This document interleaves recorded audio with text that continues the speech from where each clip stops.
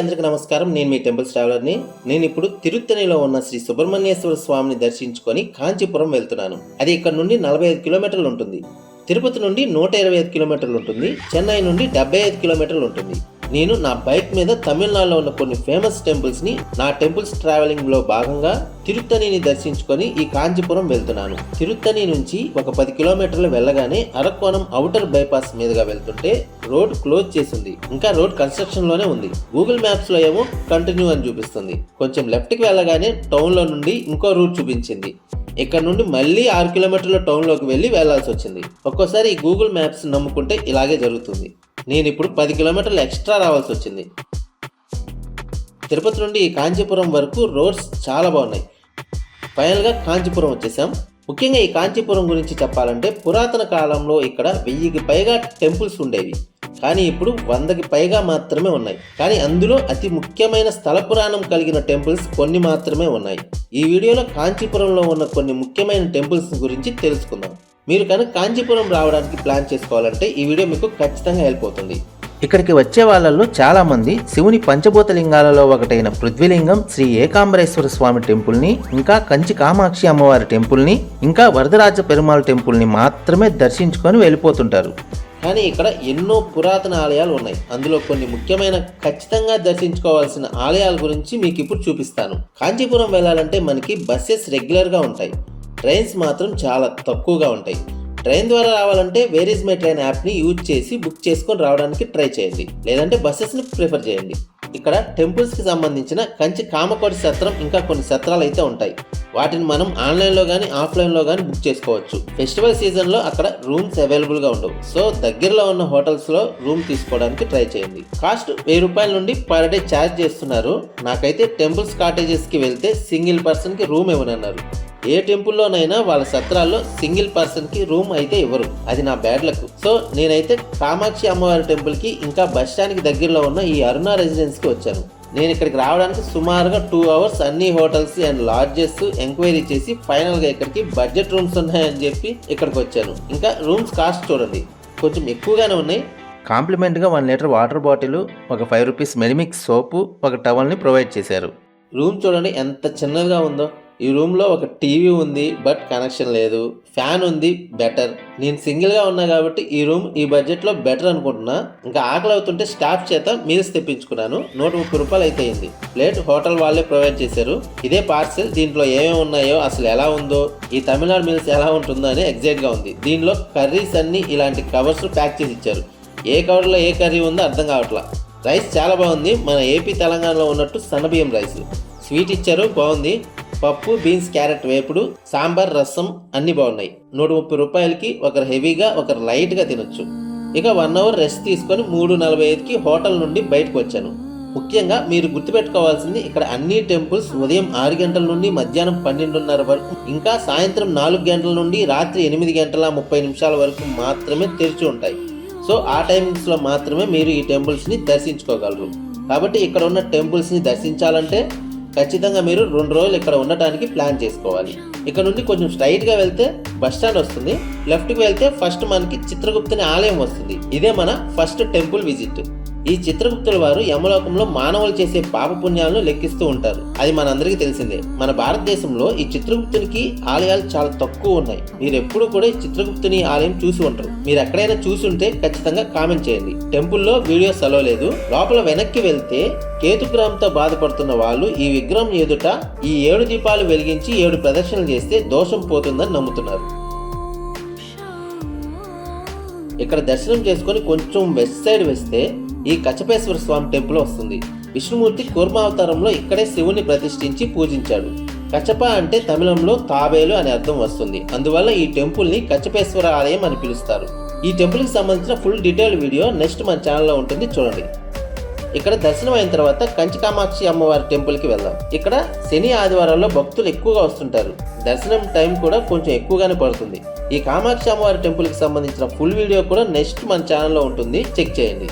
అందుకోసం ఈ channel subscribe చేసుకొని పక్కనే ఉన్న బెల్ని ఒకసారి ట్యాప్ చేయండి. అమ్మవారిని దర్శనం చేసుకొని టెంపుల్ అంతా ఒక రౌండ్ వేసి బయటకు వచ్చేసరికి 3 అవర్స్ పట్టింది. నెక్స్ట్ ఈ అమ్మవారి టెంపుల్కి వెనక పక్కే శ్రీ ఆది కామాక్షి అమ్మవారి టెంపుల్ కూడా ఉంటుంది.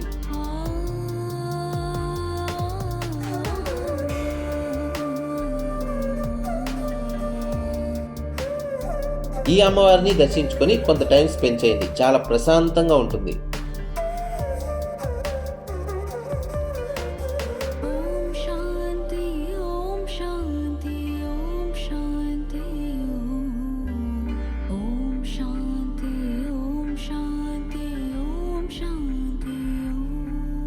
ఈ టెంపుల్ పక్కనే కుమారకొట్టం అని కుమారస్వామి టెంపుల్ కూడా ఉంటుంది. నేను రోడ్ సైడ్ నుండి చూపిస్తున్నాను. ఆది కామాక్షి అమ్మవారి టెంపుల్ నుండి ఈ టెంపుల్ బ్యాక్ సైడ్ కి దారి ఉంటుంది. బై వాక్ ఈజీగా రావచ్చు. సుబ్రహ్మణ్యేశ్వర స్వామి స్కంద పురాణాన్ని ఆవిష్కరించింది ఇక్కడే. ఈ టెంపుల్ కూడా చాలా బాగుంది. ప్రధాన ఆలయం చుట్టూ ప్రదక్షిణలు చేసి వల్లీ దేవసేన శ్రీ సుబ్రహ్మణ్యేశ్వర స్వామి దర్శనం చేసుకోండి. ఓం శ్రీ మురుగన్. ఇప్పటికే చాలా టైం అయింది. ఇక్కడికి దగ్గరలో ఉన్న ఏకాంబరేశ్వర స్వామి టెంపుల్కి వచ్చాను. టైం 8 అవుతుంది. భక్తులైతే ఎక్కువగా లేరు. దర్శనం త్వరగా అయింది. ఇక బయటకు వచ్చాక లైట్గా టిఫిన్ చేసి నా రూమ్కి వచ్చేసాను. నెక్స్ట్ ఉదయాన్నే నా హోటల్కి పక్కనే ఉన్న ఉలగనంద పెరుమాళ్ టెంపుల్ ఉంటుంది. ఈ టెంపుల్లో విష్ణుమూర్తి వామన అవతారంలో మనకి దర్శనమిస్తారు. వామన అవతారంలో విష్ణుమూర్తి చాలా చిన్నగా ఉంటారు. కానీ ఈ టెంపుల్లో త్రివిక్రమ అవతారంలో చాలా పెద్దగా బలి చక్రవర్తిని ఒక కాలితో తొక్కుతూ ఇంకో కాలిని ఆకాశం వైపుకి చూపిస్తున్నట్టుగా విశ్వరూప దర్శనం మనకు కనిపిస్తుంది. ఈ ఆలయం విష్ణుమూర్తి 108 దివ్య దేశాల్లో ఒకటి. ఈ టెంపుల్ కామాక్షి అమ్మవారి టెంపుల్ కి ఎదురుగానే బైవాక్ డిస్టెన్స్ లో ఉంటుంది. ఇక్కడ దర్శనం అయిన తర్వాత పృథ్వీలింగమైన శ్రీ ఏకాంబరేశ్వర టెంపుల్ కి వెళ్దాం. ఈ టెంపుల్ కి సంబంధించిన ఫుల్ డీటెయిల్ వీడియో కూడా నెక్స్ట్ మన ఛానల్లో ఉంది, చెక్ చేయండి. ఎందుకంటే ఈ కాంచీపురంలో ఈ టెంపుల్ స్థల పురాణం చరిత్ర ఎంతో పురాతనమైంది. సో కొంచెం డీటెయిల్ గా చెప్పాలి. అందుకోసం ఈ ఛానల్ సబ్స్క్రైబ్ చేసుకొని పక్కనే ఉన్న బెల్ ని ఒకసారి ట్యాప్ చేయండి. సో ఇక్కడ నుండి నెక్స్ట్ మనం శ్రీ పాండవదూత పెరుమాళ్ టెంపుల్ కి వెళ్దాం. మహాభారతంలో పాండవుల వనవాసం పూర్తి అయిన తర్వాత పాండవులు 5గురికి 5 రాజ్యాలు ఇవ్వమని కోరడానికి దూతగా శ్రీకృష్ణుడు ధృతరాష్ట్రుని సభకు వెళ్తాడు. అక్కడ ఉన్న దుర్యోధనుడు అందుకు ఒప్పుకోకుండా దూతగా వచ్చిన కృష్ణుణ్ణి బంధించడానికి ప్రయత్నిస్తాడు. అప్పుడు కృష్ణుడు తన విశ్వరూపాన్ని దుర్యోధనుడికి పరిచయం చేస్తాడు. అలాంటి విశ్వరూపాన్ని చూడాలని జయమే జయ అనే రాజు యజ్ఞం చేస్తాడు. ఆ యజ్ఞం పూర్తి అయిన తర్వాత శ్రీకృష్ణుడు తనకి విశ్వరూప దర్శనం ఇస్తాడు. ఆ సందర్భం జరిగిన ప్రదేశం ఇక్కడే. విష్ణువుకి సంబంధించిన 108 దివ్య దేశాలలో ఈ ఆలయం కూడా ఒకటి. అసలు 108 దివ్య దేశాలంటే ఏమిటి? విష్ణువు యొక్క వివిధ అవతారాలను భక్తులు ప్రత్యేకంగా పూజించే పవిత్ర క్షేత్రాలు. ఈ దివ్య దేశాలు వైష్ణవులు మరియు ఆల్వార్లచే పూజింపబడతాయి. దివ్య దేశం అంటే పవిత్ర స్థలం అని అర్థం. ఈ పదాన్ని వైష్ణవ సంప్రదాయంలో విష్ణు అవతారాలలో ఉన్న పవిత్ర క్షేత్రాలను సూచించడానికి ఉపయోగిస్తారు. ఈ 108 దివ్య దేశాలు భారతదేశంలో వివిధ ప్రాంతాలలో వ్యాపించి ఉన్నాయి. ముఖ్యమైనవి శ్రీరంగం, తిరుపతి, బద్రీనాథ్, పూరి నగరాల్లో ఉన్నాయి. ఇక్కడ చాలా ప్రశాంతంగా ఉంది. లోపల శ్రీకృష్ణుడి దర్శనం చేసుకోవడానికి వెళ్తే ఒక మహా విగ్రహం కనిపిస్తుంది. నాకైతే గూస్ బంప్స్ వచ్చాయనుకోండి. ఇలాంటి విగ్రహాన్ని గర్భగుడిలో నేనెప్పుడు చూడలేదు. మీరు కూడా ఈ టెంపుల్కి వస్తే ఈ విశ్వరూపాన్ని దర్శించుకోండి. నెక్స్ట్ నేను కైలాసనాథర్ టెంపుల్కి వెళ్తున్నాను. ఇక్కడ నుండి షార్ట్ కట్లో గూగుల్ మ్యాప్స్ పెట్టుకొని వెళ్తున్నాను. మీరు కనుక ఈ టెంపుల్స్ అన్నీ విజిట్ చేయాలంటే ఏదైనా క్యాబ్ కానీ ఆటో కానీ మాట్లాడుకోండి, ఈజీగా ఉంటుంది. ఆటో వాళ్ళకి కానీ క్యాబ్ వాళ్ళకి కానీ ఈ టెంపుల్స్ లిస్ట్ ఇచ్చి అమౌంట్ మాట్లాడుకోండి. ఇలా ప్రతిసారి వచ్చి మనం ఈ టెంపుల్స్ని చూడలేము కదా. అన్ని టెంపుల్స్ని విజిట్ చేయండి. మీ ఓన్ వెహికల్లో వస్తే ఇంకా బెటర్.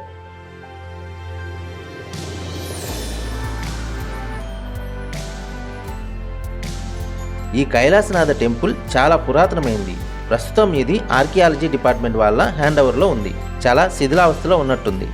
ఈ టెంపుల్ని పల్లవరాజు అయిన రాజసింహ నరసింహవర్మన్ II దీన్ని 8వ శతాబ్దంలో నిర్మించారు.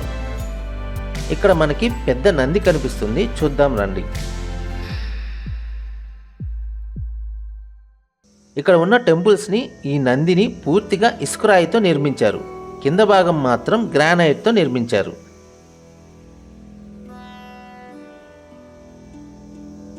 ఇంకా లోపలికి వెళ్తే మనకి అద్భుతమైన శిల్ప కళా నైపుణ్యం కనిపిస్తుంది. అసలు ఇసుకతో ఎలా కట్టారో కానీ, దాంట్లో ఏం కలిపితే ఇన్నాళ్ళు ఇలా ఉన్నాయో కానీ సుమారు ఇప్పటికీ 1300 సంవత్సరాలు అవుతున్నాయి. చాలా చాలా అద్భుతంగా ఉన్నాయి. మీరు ఖచ్చితంగా ఇలాంటి ప్లేస్ని విజిట్ చేయాలి.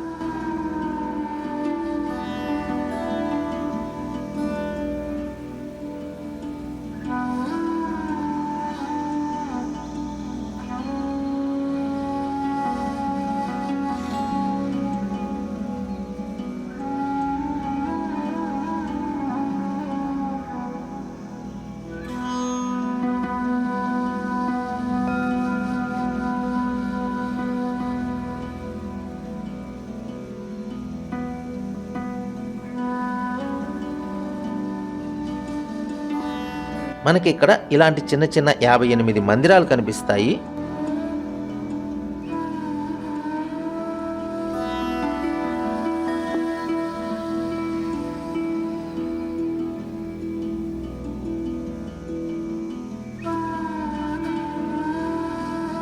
ఇలాంటి 7 పెద్ద మందిరాలు కనిపిస్తాయి. ఈ టెంపుల్లో స్వామిని ఉదయం 9 గంటల నుండి 12 గంటల 30 నిమిషాల వరకు, సాయంత్రం 4 గంటల నుండి 6 గంటల 30 నిమిషాల వరకు మాత్రమే దర్శనం చేసుకోవచ్చు. మిగిలిన సమయంలో ఈ ఆర్కిటెక్చర్ని చూసి ఎంజాయ్ చేయొచ్చు. చూడండి, మొత్తం ఇసుకే ఎంత బాగుందో. యాక్చువల్గా ఇక్కడ ఉన్న దేనిని మనం తాకూడదు. ఆ విషయం నాకు తెలియదు. తిరిగి వచ్చిన తర్వాత ఈ బోర్డు చూస్తే అర్థమైంది. సో మీరు మాత్రం తాకకుండా అంతా చూసి ఎంజాయ్ చేయండి.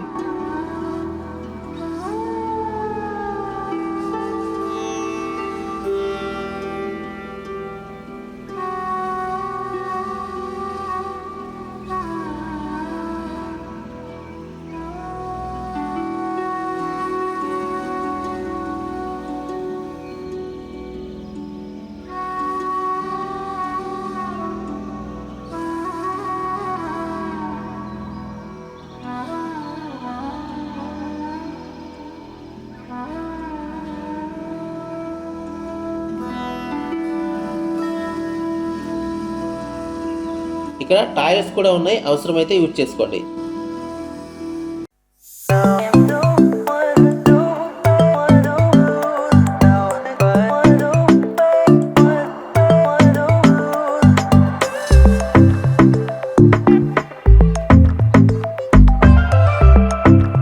నెక్స్ట్ నేరుగా వెళ్తే కచ్చిపేశ్వర ఆలయం వస్తుంది.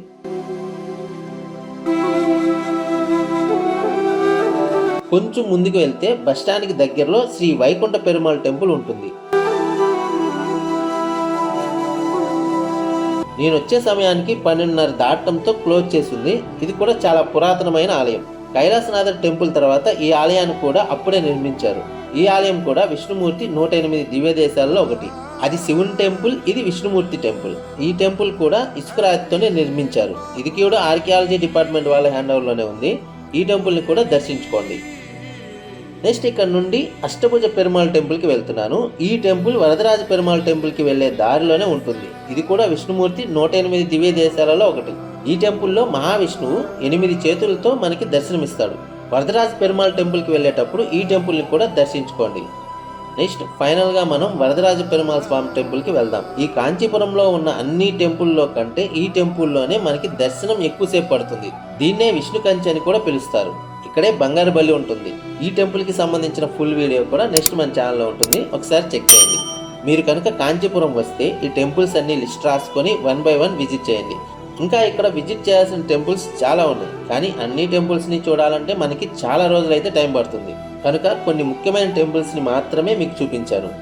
సో ఫైనల్గా ఈ కాంచీపురం టెంపుల్స్ గురించి మంచి ఇన్ఫర్మేషన్ ఇచ్చాను అనుకుంటున్నాను. ఈ వీడియో నచ్చితే ఖచ్చితంగా లైక్ చేసి మీ ఫ్రెండ్స్ అండ్ ఫ్యామిలీస్కి షేర్ చేయండి. ఈ ట్రిప్లో మీకు ఏదైనా డౌట్ ఉంటే కామెంట్ చేయండి, ఖచ్చితంగా రిప్లై ఇస్తాను. నెక్స్ట్ వచ్చే నా అప్కమింగ్ టెంపుల్స్ వీడియోస్ కోసం నా ఛానల్ని సబ్స్క్రైబ్ చేసుకోండి. అలాగే పక్కనే ఉన్న బెల్ ఐకాన్ కూడా ట్యాప్ చేయండి. నెక్స్ట్ వీడియోలో మళ్ళీ కలుద్దాం. Thanks for watching. Bye bye.